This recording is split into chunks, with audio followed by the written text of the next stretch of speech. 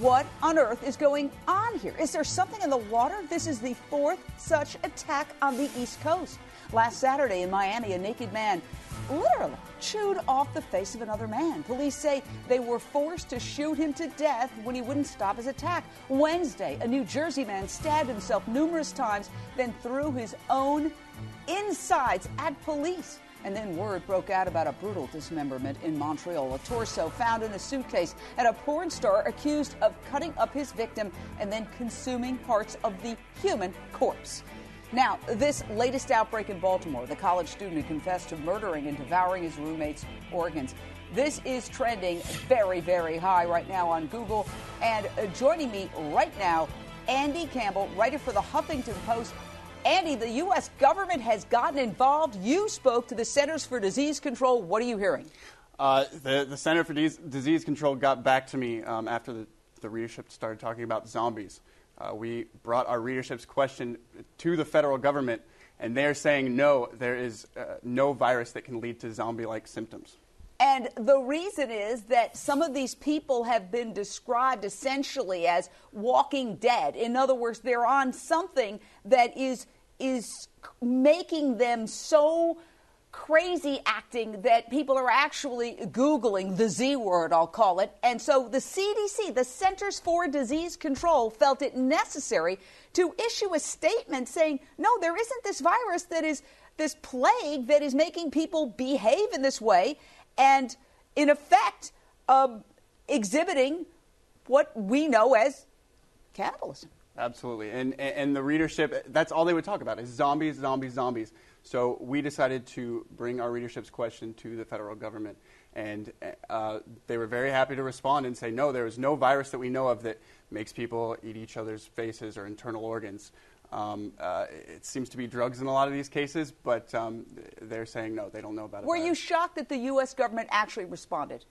I was shocked. I was not expecting to get a response. The article's a little tongue-in-cheek, just because it's talking about zombies when we're talking about serious cases like this.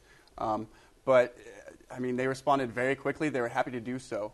But the CDC has talked about zombies before.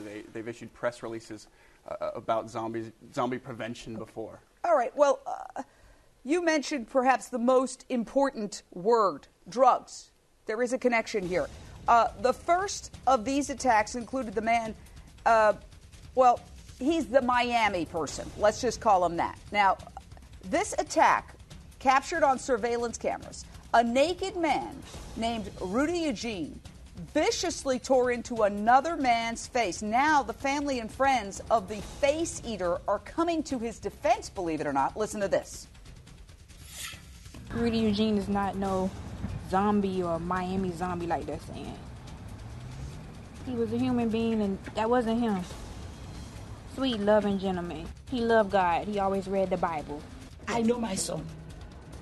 Tell me about it. Woody will never do something like that. Well, now we hear that Rudy Eugene may have been using bath salts and that this strange new drug was possibly behind his deranged attack. I want to go straight out to addiction specialist Howard Samuels, because so often when I see evil, dysfunctional, completely irrational human behavior, drugs turn out being behind it all. How common are these bath salts, and how on earth are they being turned into drugs, and what do those drugs do to people? Well, I got to tell you, Jane, I'm sitting here with bath salts that were purchased legally in a head shop here in Los Angeles. This one's called Nightmare Revisited. I mean, coincidence? I mean, these bath salts can be bought for $20. And it is the new in drug for teenagers these days because it's so easily gotten off the internet, in head shops. And the question to the federal government is, why aren't you doing something to stop this? This is a drug that is a stimulant, that is highly addictive, that creates aggression, superhuman strength, delusions of being invincible. I mean, there are so many cases of suicide and violence connected to these drugs that the question is, why is it not being stopped? I mean, I'm outraged. I absolutely agree with you. And there have been many, many parents who say they've lost their children because their children are experimenting with this. And, in some cases it says not for human consumption. So what? When's the last time a teenager read the details of labels? This is what the CDC should be looking at. This is what the FDA should be looking at. This is what our government really needs to look at, because this is a horror.